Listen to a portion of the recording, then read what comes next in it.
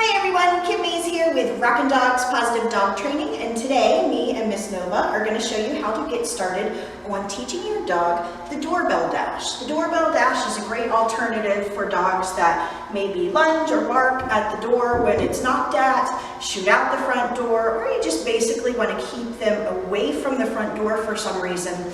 This is a great alternative method. So there's a couple things that you need to get started to begin. The first one is that we are going to be teaching her the alternative method of going to her mark. So it helps if you've already taught this behavior in a quieter, not so busy environment as your front door. So I'm going to put a link in the comments below so you can find a link to how to just teach going to your platform. The other thing that you need to do in the beginning is kind of desensitize your dog to whatever the trigger is sound-wise at the front door. So we call it the doorbell dash, but it can easily be a knock at the door. So if your dog goes crazy when you knock at the front door, then we just want to do that multiple times throughout the day. You can have your friends or family members or neighbors come over and just knock once in a while so you can reinforce positive behaviors and let your dog associate that not always something exciting is going to happen when that sound happens. So it eventually becomes like maybe your phone ringing. You know, your dog doesn't always jump up and get excited when your phone rings because there's not always somebody coming in. There's not a huge amount of excitement that is kind of built in with that noise. So that would be the very first thing you do. We just want to knock, and you can start very quiet, and then you can get louder, and we just want to make sure that our dog is not overreacting when that noise happens. Good girl, Nova. Okay, so Nova has done this a little bit, but obviously she's a Husky, so she doesn't bark, but she was a lunger at the door. So we want to keep her really far away from the front door because she had a habit of shooting through the door when people would open it, or at the very least jumping all over people.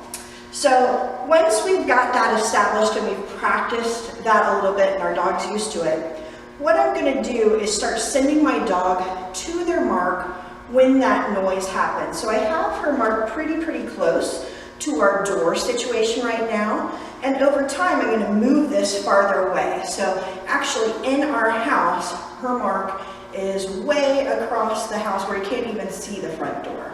So the end result of the doorbell dash is that our dog hears the knock or the doorbell, whatever sound you're desensitizing them to, and they actually run away to their mark, which is really kind of cool. So what I'm going to do is bring her over to the door. So can you come over? Okay. And as soon as she hears the knock, I'm going to go to your mark. Good girl.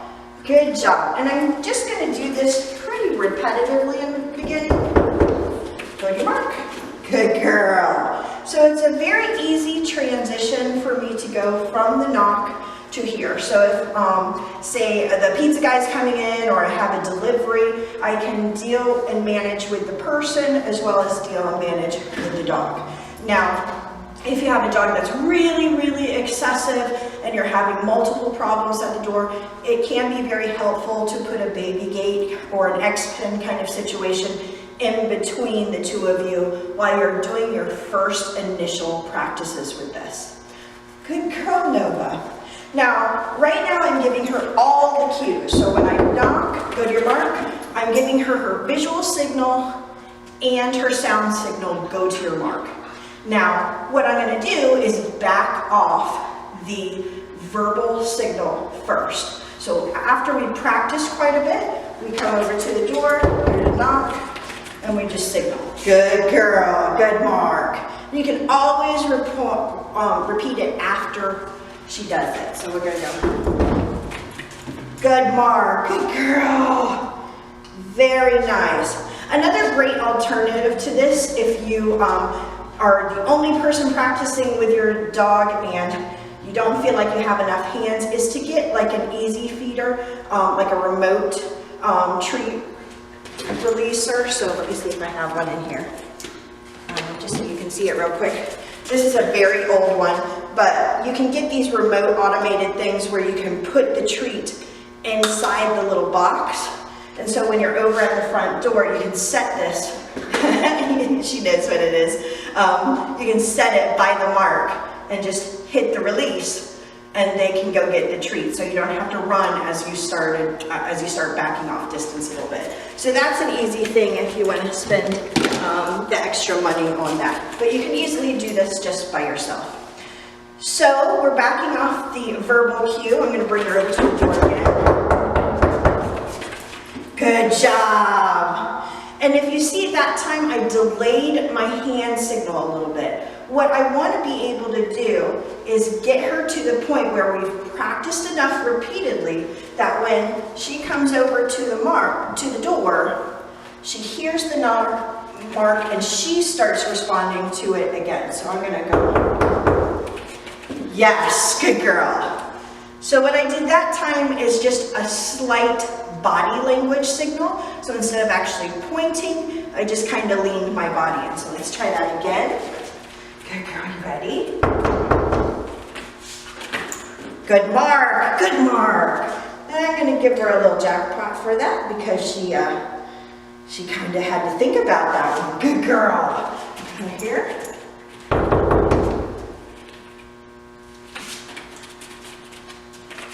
Good mark, good girl. So I'm trying to be a little bit more subtle each time because in the moment, a lot of times we get frustrated and we start yelling a lot of commands and getting kind of flaily with our body. And we want to try and simulate what is going to happen in that situation. So our practices can be very dramatic in the beginning and we can go, good mark. Yes, good job. But then we just want to make things more subtle. So her trigger is just this noise. So can you come off one more time? Good mark, good girl. Now, of course, once she gets it from this distance and she's done it repetitively, then I'm just going to move that mark back farther and farther each time so it doesn't have to be so close to the door and she's actually running away, which is great for your neighbors when they open your front door and they see your dog's butt going the other way and running actually away from the door and not jumping on them and getting all up underneath everybody's feet. So have fun practicing the doorbell dash this week and we will see you guys on the next video.